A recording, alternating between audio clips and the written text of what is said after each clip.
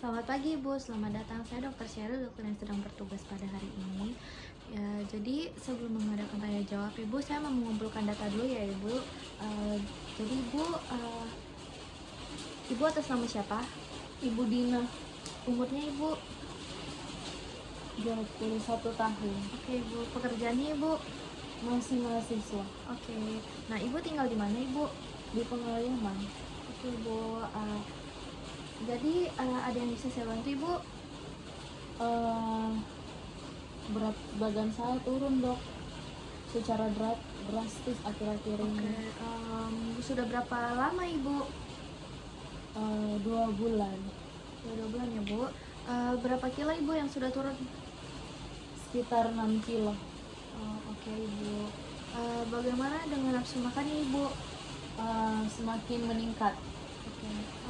Terus mungkin ada gejala lain Ibu? Saya gampang gelisah, gampang emosian, suka tremor juga dok. Gitu ya Bu ya. Terus bagaimana? Apakah Ibu mungkin rasa jantungnya berdebar-debar? Kalau siklus haidnya Ibu? Nggak lancar juga. Oke. Bagaimana ketika Ibu berada di ruangan panas atau Kayak nggak tahan panas. nggak tahan, agak gampang keringat ya Ibu Iya. ya? Oke. Ibu apakah ada riwayat penyakit diabetes atau hipertensi? Nggak ada ya Bu ya? Nggak ada. Rawat obat-obatan Ibu? Saya minum vitamin dok, penambah nafsu makan. Oke Ibu. Vitamin penambah nafsu makan ya. Terus apakah ada usaha yang dilakukan? Saya lebih giat lagi makan. Oke. Terus Ibu gimana dengan riwayat sehari-hari Ibu? Apakah sering olahraga? Jarang. Oke Ibu. Terus kan tadi riwayat keluarganya ada penyakit tertentu nggak Ibu? Nggak ada. Nggak ada ya. Oke. Baik Ibu. Nah, selanjutnya setelah mengumpulkan diagnosis yang Ibu sadarkan ini, terus saya menyimpulkan bahwa Ibu ini kemungkinan besar itu terkena diabetes mellitus. Namun untuk menegakkan diagnosisnya, kita harus melakukan pemeriksaan lab terlebih dahulu ya Bu ya, yaitu pemeriksaan GDP dan TTGO ya Bu ya.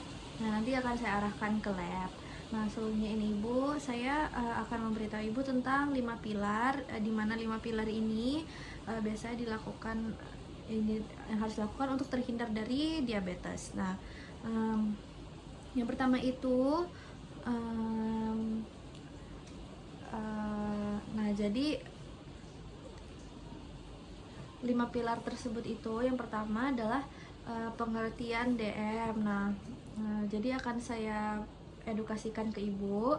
Jadi DM itu penyakit di mana kadar glukosa darahnya Ibu ini atau gula darahnya Ibu ini meningkat ya Bu ya. Jadi makanya dia sangat meningkat. Jadi karena sangat meningkat ini dan menumpuk, akhirnya ada gejala-gejala yang Ibu rasakan seperti berat badannya Ibu turun, terus nafsu makannya padahal ada. Terus yang kedua itu diabetes itu ada 2 tipe, yaitu tipe 1 dan tipe 2. Nah, namun keunikan ini Ibu menderita tipe 2.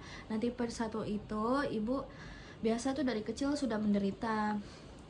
Selanjutnya itu kalau tentang lifestyle-nya Ibu. Nah, kan Ibu bilang tadi Ibu jarang olahraga. Nah, sebaiknya Ibu ini sering-sering olahraga ya Bu ya.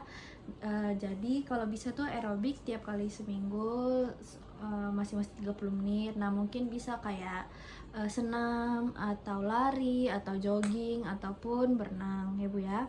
Nah, ataupun adapun diet nih, kan Ibu tadi bilang makannya itu selalu banyak. Nah, itu mungkin Ibu bisa kontrol makannya ya Bu ya. Jadi Ibu konsumsi yang kadar gulanya itu rendah, seperti yang rebus-rebusan seperti Walter rebus itu sangat direkomendasikan. Dan jangan konsumsi kayak yang terlalu manis-manis kayak piskok kayak gitu-gitu. Pokoknya karbonnya harus dikontrol agar dikurangi sedikit. Lalu selanjutnya itu ibu adalah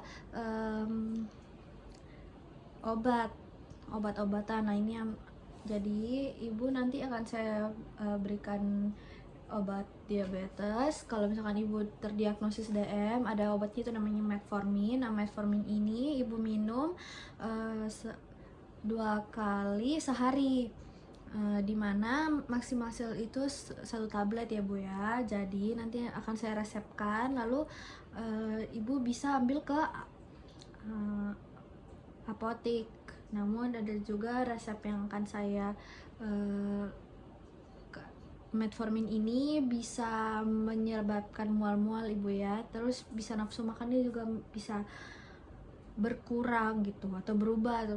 Nah tapi ibu ini mungkin kalau misalkan ada keluhan atau ada efek samping yang sangat mengganggu, ibu bisa langsung datang ke sini ya ibu ya. Mungkin saya bisa ganti obatnya, ataupun nanti kalau obatnya habis ibu langsung ke sini saja ya. Jadi yang terakhir itu ada monitoring. Nah ibu ini ibu harus bisa mengontrol. Jadi kita monitor nih ya, dalam arti ini ibu cek gula darahnya ibu dalam 3 bulan sekali. Nah dalam 3 bulan sekali itu namanya HbA1c. Nah itu kita cek agar kita lihat ini diabetes mellitusnya ibu ini udah gulanya itu sudah terkontrol atau malah makin tinggi. Nah disitu kita mau ambil tindakan kalau misalkan tidak berubah atau tidak turun ya bu ya. Jadi yang pertama itu ada pengertiannya, terus ada lifestyle-nya yang harus ibu, ada dietnya juga, lalu ada obat-obatan atau farmakol, dan juga ada monitoringnya bu ya. Nah oke, jadi apakah masih ada yang ingin ibu tanyakan? Nggak ada. Oke ibu ya.